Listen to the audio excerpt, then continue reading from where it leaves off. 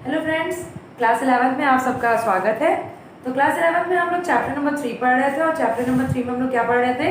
Chapter number 3 में हम लोग एल्गी पढ़ रहे थे। एल्गी का ऑलमोस्ट हम लोगों ने रिप्रोडक्शन क्लियर कर लिया था और रिप्रोडक्शन में हम लोगों ने एक टाइप का रिप्रोडक्शन यानी कि एसेक्सुअल रिप्रोडक्शन अभी हम लोगों को कंप्लीट करना है। हम लोगों ने लास्ट टाइम पे सेक्सुअल और वेजिटेटिव रिप्रोडक्शन पढ़ा था। सेक्सुअल रिप्रोडक्शन में हम लोगों ने आइसोगैमिस, आइसोगैमस, एनाइसोगैमस और oogamous टाइप ऑफ रिप्रोडक्शन पढ़ा था। अब हम लोगों को एसेक्सुअल रिप्रोडक्शन पढ़ना है। तो let's see what is the asexual reproduction and how many types of asexual reproduction in algae. So let's C asexual reproduction क्या होता है। एसेक्सुअल रिप्रोडक्शन को इन हिंदी में अलैंगिक या अलिंगी जनन बोलते हैं। जैसा कि इसके नाम से ही क्लियर है, ए सेक्सुअल, ए means absent, sexual means sex gamete, यानी कि जो गैमीट्स हैं हमारे मेल फीमेल जो गैमीट्स हैं वो अब्सेंट होंगे। That mean only one parents होगा, पेरेंट्स सिर्फ एक होगा और उसी के द्वारा रिप्रोडक्शन होगा। तो इस तरह का जो रिप्रोडक्शन या इस तरह का जो जनन देखा जाता है वो कैसा जनन होता है? अलैंगिक जनन होता है या अलिंगी जनन होता है। इसमें हम लोग अपना सबसे पहला टाइप पढ़ने जा रहे हैं बाई जूस्पोर, और जूस्पोर को बोलते हैं चल बीजाणु, यानी कि ऐसे बीजाणु या ऐसे स्पोर जिनमें फ्लैजिला हो, जो एक जगह से दूसरी जगह चल सकते हो। तो इस तरह के जो बीजाणु होंगे या इस तरह के जो स्पोर्स होंगे उन्हें हम कहेंगे zoospore. So let's see what is the zoospore asexual reproduction. Zoospore asexual reproduction में क्या होता है, जो जूस्पोर होते हैं वो बाइफ्लैजिलेटेड भी हो सकते हैं और क्वाड्रिफ्लैजिलेटेड भी हो सकते हैं। बाइफ्लैजिलेटेड का मतलब होता है द्विकशाभिकीय और कशाभिकीय से मतलब है फ्लैजिला से, और आप लोग अच्छे से जानते हो व्हाट इज द फ्लैजिला। तो द्विफ्लैजिला होंगे, जैसे कि हम लोगों ने oogamous टाइप ऑफ रिप्रोडक्शन में स्पर्म में पढ़ा था कि ये कैसे थे, ये बाइफ्लैजिलेटेड थे, इनके दोनों तरफ फ्लैजिला पाए जा रहे थे। तो इस तरह से अगर एल्गी में दोनों तरफ फ्लैजिला पाए जाएंगे या दो फ्लैजिला पाए जाएंगे then we call it biflagellated. And quadriflagellated, quadriflagellated quadri शब्द बना हुआ है 4 से, तो इसमें जो फ्लैजिला पाए जाएंगे वो कितने होंगे, वो उनकी नंबर होगी 4। जब 4 नंबर ऑफ फ्लैजिला पाए जाएंगे देन वी कॉल क्वाड्रिफ्लैजिलेटेड। तो बाइफ्लैजिलेटेड और क्वाड्रिफ्लैजिलेटेड जो होंगे हमारी एल्गी शैवाल जो होगी और जो कि यूलोथ्रिक्स में देखी जाती है, तो इस तरह के जो एल्गी होंगे उनके वो चल बीजाणु बनाएंगे। मल्टीसीलिएटेड यानी कुछ मल्टीसीलिएटेड का मतलब कुछ में सीलिया जो पाए जाएंगे वो मल्टी होंगे, बहुत सारे होंगे, जैसे कि पैरामीशियम ले लें और क्लेमाइडोमोनास ले लें। तो क्लेमाइडोमोनास का जो फिगर होता है वो कुछ इस तरह से होता है, और इसमें जो ये पाया जाता है, ये वॉलवॉक्स हमने उस दिन बताया था आपको। तो वॉलवॉक्स में क्या था, ये जो पाया जा रहा था ये फ्लैजिला था, ये हेयर्स हैं उनके फ्लैजिला जो पाए जा रहे हैं। और अगर हम सीलिया की बात करें तो पैरामीशियम जो है हमारा उसमें पाए जाते हैं जो छोटे छोटे, वो होते हैं सीलिया, जिसको आप हिंदी में बोलते हो पश्म। This is the cilia which known as पश्म and this is the flagella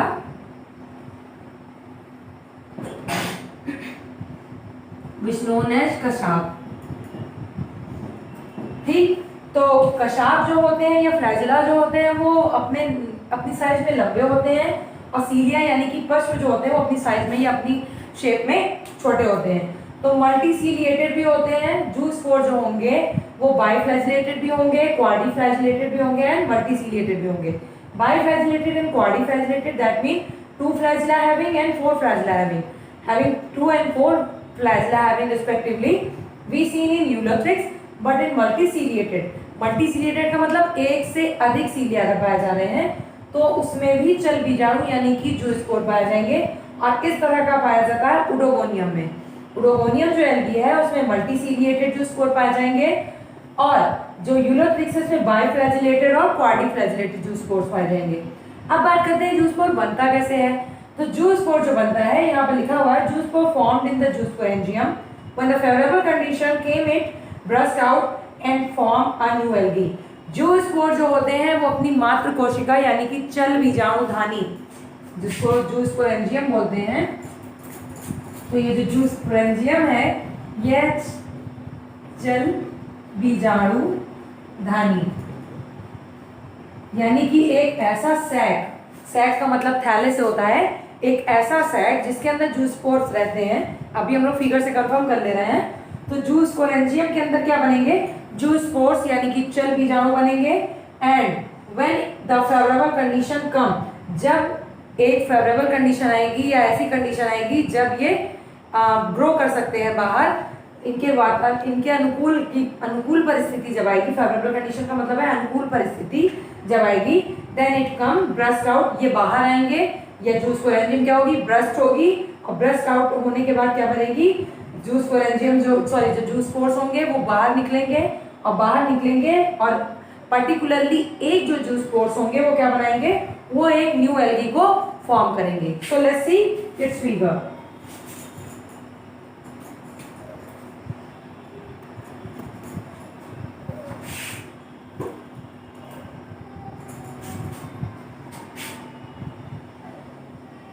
This is your jewsporangium.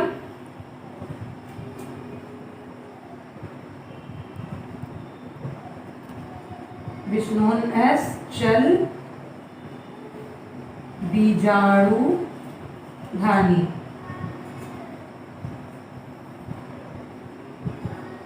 ये चल बीजाणु धानी है, और इसके अंदर हमने जैसे कि बताया कि बाइफ्लैजिलेटेड, क्वाड्रिफ्लैजिलेटेड,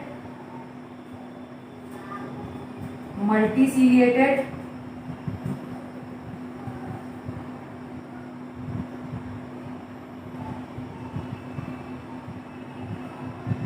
इस तरह से जूस्पोर्स पाए जाएंगे।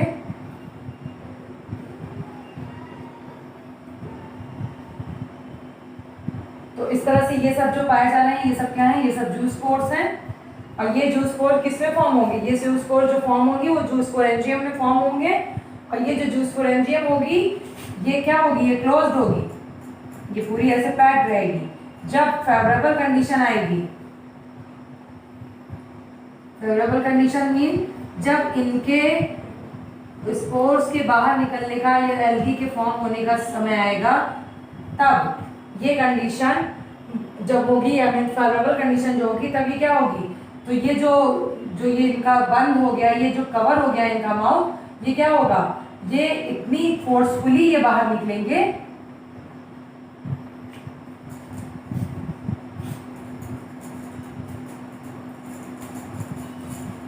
सेकेंड स्ट्रक्चर में देख लेते हैं।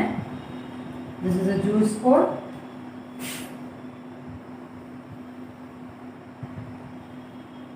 ये इतने फोर्सफुली बाहर निकलेंगे कि क्या होगा कि जो ये जूस्पोरेंजियम होगी वो ये क्या हो जाएगी, वो ब्रस्ट हो जाएगी, यानी कि फट जाएगी, और इस तरह से जो इसमें का जो लिक्विड होगा वो भी इनके साथ बाहर चला जाएगा।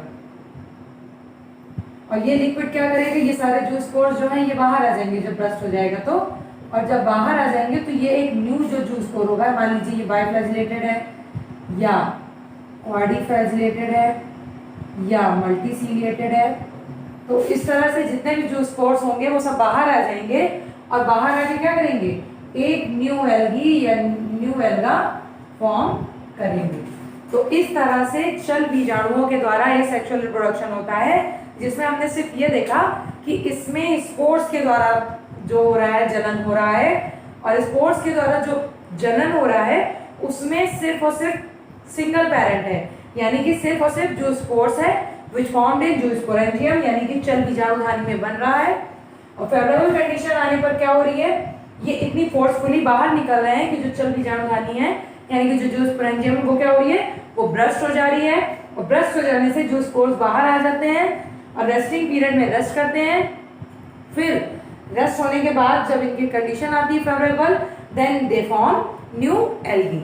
तो इस तरह से हम लोगों ने अपने जूस्पोर सेक्सुअल रिप्रोडक्शन का जूस्पोर टाइप्स पढ़ लिया है। अब हम अपना सेकेंड टाइप पढ़ने जा रहे हैं, which name is aplanospore. So let's see what is the aplanospore. तो अब हम अपना नेक्स्ट टाइप एसेक्सुअल रिप्रोडक्शन का देखते हैं। तो क्या है एसेक्सुअल का नेक्स्ट टाइप, वो है बाई एप्लानोस्पोर, और इसकी हिंदी होती है अचल बीजाणु। अभी हम लोगों ने जो पढ़ा वो था चल बीजाणु यानी कि जूस्पोर, और इसमें है अचल बीजाणु यानी एप्लानोस्पोर। तो अचल बीजाणु से आपको कंफर्म हो गया होगा कि ये चल नहीं सकते हैं, because they having not flagella, इनके पास फ्लैजिला नहीं होता है, फ्लैजिला एब्सेंट होता है, इसी के कारण इन्हें अप्लानोस्पोर बोलते हैं। And how they form, let's सी।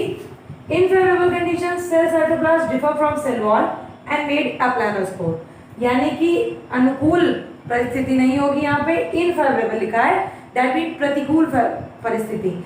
जब इनके पक्ष में परिस्थिति ना हो तो होगी अनुकूल नहीं प्रतिकूल परिस्थिति। तो प्रतिकूल परिस्थिति में जो सेल्स होती हैं यानी कि जो कोशिकाएं होती हैं उनका कोशिका द्रव्य cytoplasm differ from cell wall, cell wall यानी कोशिका भित्ति से अलग हो जाता है। और अलग हो जाने पे क्या होगा, जब सेल वॉल अलग हो जाएगा तो उनकी जो सेल वॉल होगी वो थिन हो जाएगी, पतली हो जाएगी, और साइटोप्लाज्म जो होगा वो बिल्कुल कॉन्स्ट्रिक्ट हो जाएगा यानी कि संकुचित हो जाएगा, एक जगह इकट्ठा हो जाएगा। एंड दे फॉर्म, और क्या बनाएंगे वो, अप्लानोस्पोर बनाएंगे। यानी कि अचल बीजाणु कैसे बनता है, जब प्रतिकूल परिस्थिति होती है यानी कि फेवरेबल कंडीशन नहीं होती है, तो साइटोप्लाज्म जो होगा वो जो साइटोप्लाज्म होगा वो सेल वॉल से अलग हो जाएगा। और अलग होके क्या होगा, जब तक कि मान लीजिए जैसे कि आपके पास जेली की एक डिब्बी है, तो जेली की डिब्बी से अगर आप जेली निकाल दो तो जेली की जो डिब्बी होगी वो इजीली मूव करने लगेगी, अच्छे से दबने लगेगी। और अगर वहीं फिर जेली डाल दो तो मे भी आपसे जेली ना दबे। वही सेम आप सिचुएशन की वही सेम लॉजिक यहाँ लगाइए। आपके पास अप्लानोस्पोर है और अप्लानोस्पोर जो होंगे वो जो सेल वॉल है, सेल वॉल में साइटोप्लाज्म फिल है, पूरे तरफ से फैला हुआ है, तो वो जो सेल वॉल होगी वो थिक होगी, हार्ड होगी। बट जब साइटोप्लाज्म कॉन्स्ट्रिक्ट हो जाएगा, एक जगह सिकुड़ जाएगा, तो जो हमारी सेल वॉल होगी वो क्या हो जाएगी, थिन हो जाएगी, पतली हो जाएगी। और इस तरह से हमारा जो अप्लानोस्पोर है आचल बीजाणु पाया जाएगा, बन जाएगा। और आचल बीजाणु का मतलब जैसे कि अभी पहले ही क्लियर कर चुके हैं हम लोग कि इसमें फ्लैजिला जो होगा वो एब्सेंट रहेगा, प्रेजेंट नहीं रहेगा, because they are aplanospore not having flagella. और इसका एग्जांपल है क्लोरेला। तो क्लोरेला नामक एल्गी जो है वो अप्लानोस्पोर के द्वारा इसमें सेक्सुअल रिप्रोडक्शन होता है। सेक्सुअल रिप्रोडक्शन में भी सेम यही काम होता है जो जूस्पोर्स में होता है, but zoospore having flagella and aplanospore not having flagella. So let's see, this is your aplanospore not having flagella, this is your sac in which cytoplasm are filled। Cytoplasm जो होगा वो सूख जाएगा, तो इसमें सिर्फ और सिर्फ क्या बचे रह जाएंगे, सिर्फ और सिर्फ अप्लानोस्पोर बचे रह जाएंगे।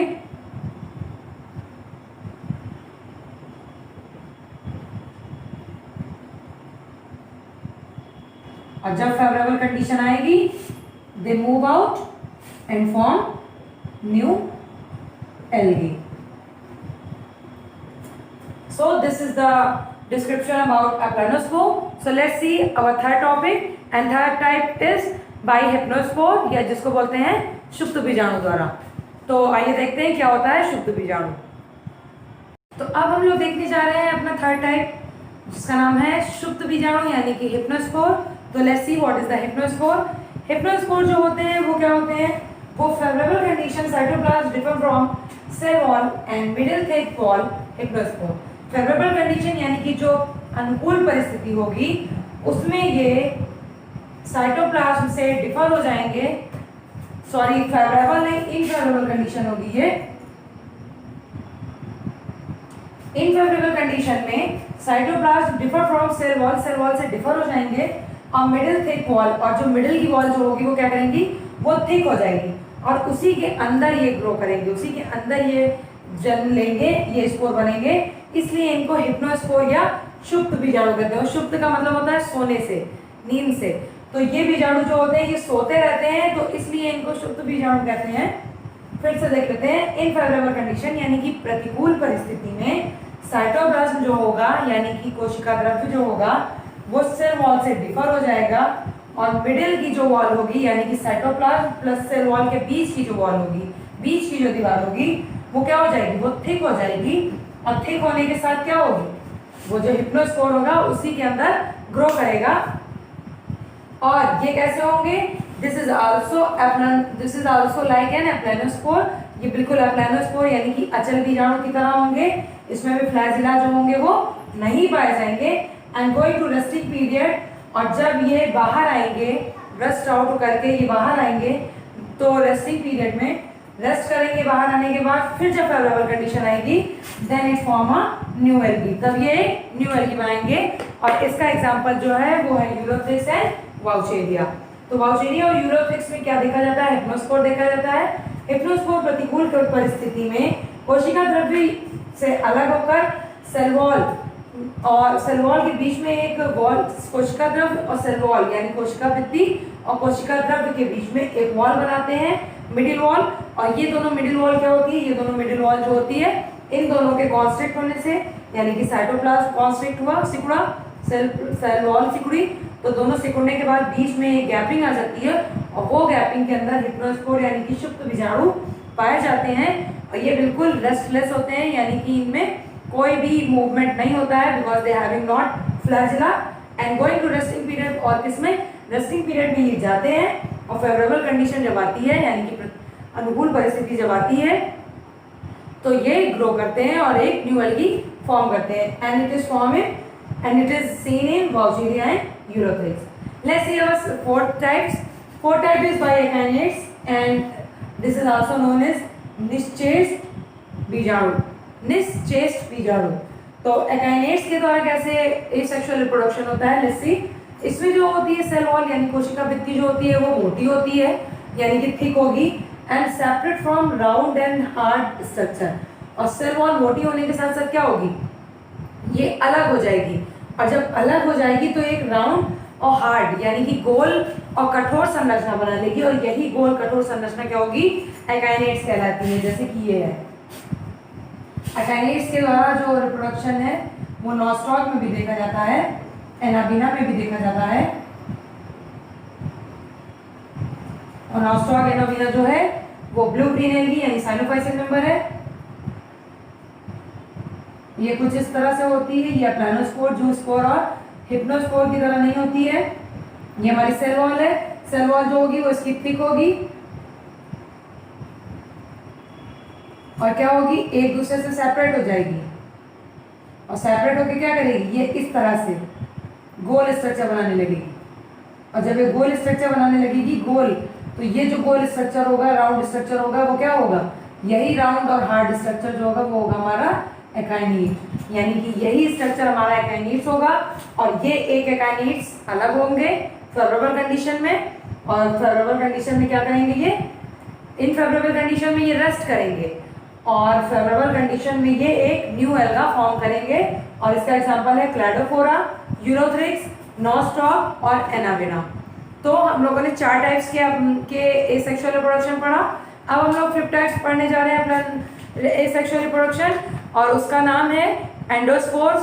तो देखते हैं क्या होता है बाय एंडोस्पोर एसेक्सुअल रिप्रोडक्शन। अब हम देखते हैं अपना 5th टाइप बाय एंडोस्पोर।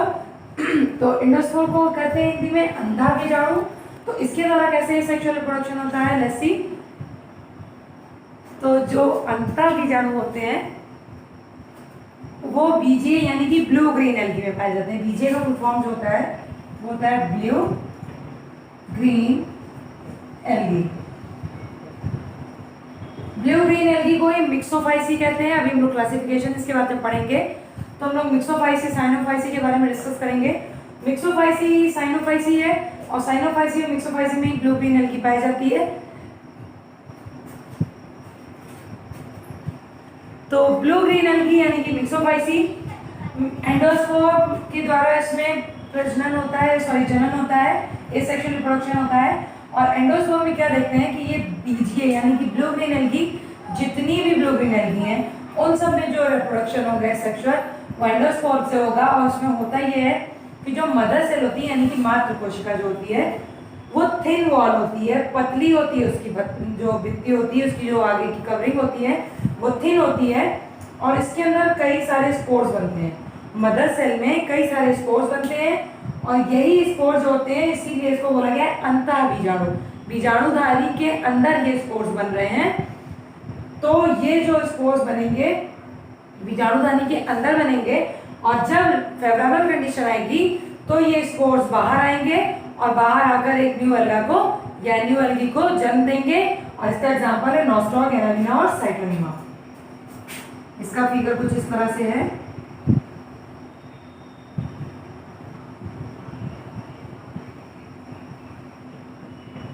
ये सारे हमारे एंडोस्पोर।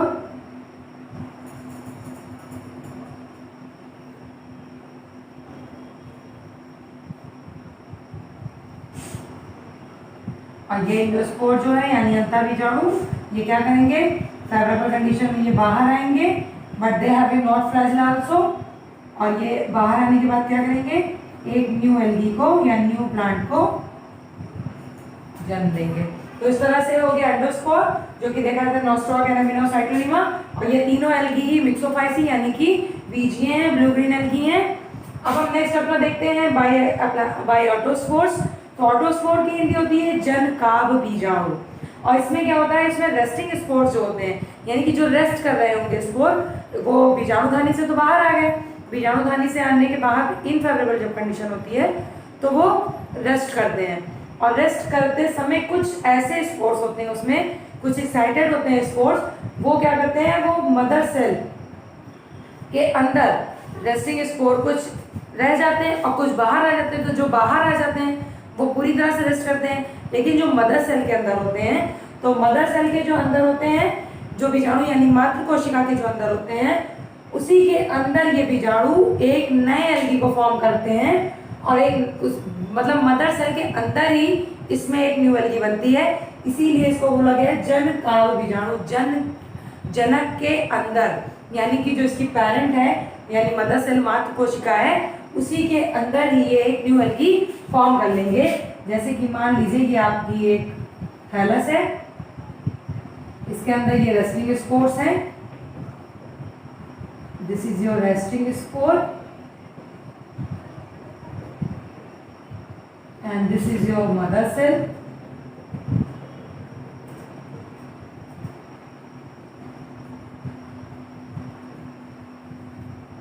और क्या होगा, जब इसी के अंदर ही एक न्यू एल्गी, ये मान लीजिए आपकी ये रेस्टिंग स्पोर्स है, ये रेस्टिंग स्पोर रेस्ट ना करके ये एक न्यू एल्गी फॉर्म कर दी इन्होंने।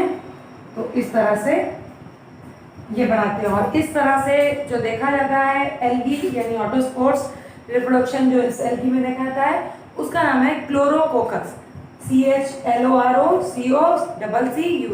तो क्लोरोकोकस एल्गी में ये देखा जाता है। ओके, अब हम लोग अपना last type of asexual reproduction पढ़ने जा रहे हैं, जो हम लोग पढ़ने जा रहे हैं बाई सिस्ट फॉर्मेशन या पुटी फॉर्मेशन। ओके, तो चलिए देखते हैं क्या होता है सिस्ट फॉर्मेशन। तो अब हम लोग अपना लास्ट टॉपिक देखते हैं एसेक्सुअल रिप्रोडक्शन का, जिसमें हम लोग को पढ़ना है सिस्ट फॉर्मेशन यानी कि पुटी निर्माण, जिसकी हिंदी होती है पुटी निर्माण। तो क्या होता है पुटी, पहले देख लेते हैं। जैसे ये आपकी एक सेल है, ये न्यूक्लियस है,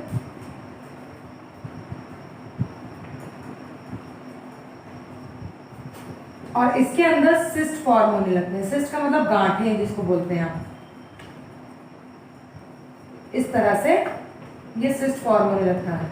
और यही सिस्ट क्या होता है, ये एक्सेस ऑफ फूड मटेरियल, इसमें जो फूड मटेरियल होता है वो इतना ज्यादा होता है, इतनी प्रचुर मात्रा में होता है कि ये जो सिस्ट होता है, ये मतलब जितना भी उसके अंदर लिक्विड होता है सेल के अंदर, वो फूड के साथ मिलकर के एक गांठ जैसा रूप बना लेता है, जिसे हम लोग क्या बोलते हैं, सिस्ट बोलते हैं। और क्या लिखा हुआ है, फेवरेबल कंडीशन में, और इट मेक थिक वॉल, यानी कि मोटी सेल वॉल होती है इसकी। और कैसे होते हैं ये, मल्टी न्यूक्लिएटेड थैलस में होते हैं, ये मल्टी न्यूक्लिएटेड होंगे सिस्ट जो होंगे, तो मल्टी न्यूक्लिएटेड होते हैं और डिवाइड इनटू सेगमेंट्स। और ये क्या करते हैं, सेगमेंट्स में बढ़ जाते हैं। सेगमेंट का मतलब होता है खंडों में बढ़ जाते हैं। ये हो गया ऐसे, ये एक अलग और ये एक अलग। तो इस तरह से ये जो सिस्ट बनेंगे, ये सिस्ट क्या होंगे, सेगमेंट्स में बढ़ जाएंगे, मल्टी सेलुलर होंगे, और फेवरेबल कंडीशन आने पर क्या करेंगे, ये एक न्यू एल्गी को फॉर्म करेंगे। और इस तरह की एल्गी जो होगी वो कौन सी होगी, वाउचेरिया होगी। फिर से देख लेते हैं, in excess of food material यानी कि भोजन की अधिकता के कारण या भोजन की अधिकता में, एंड फेवरेबल कंडीशन यानी कि अनुकूल परिस्थिति में, इट मेक थिक वॉल, ये एक मोटी भित्ति बनाते हैं। मल्टी न्यूक्लिएटेड होते हैं, मल्टी न्यूक्लिएटेड थैलस होते हैं, एंड डिवाइड इनटू सेगमेंट, और ये क्या सेगमेंट यानी कि खंडों में विभाजित होते हैं। विच इज सिस्ट, जो खंड में विभाजित होगा वो क्या होगा, वो सिस्ट होगा।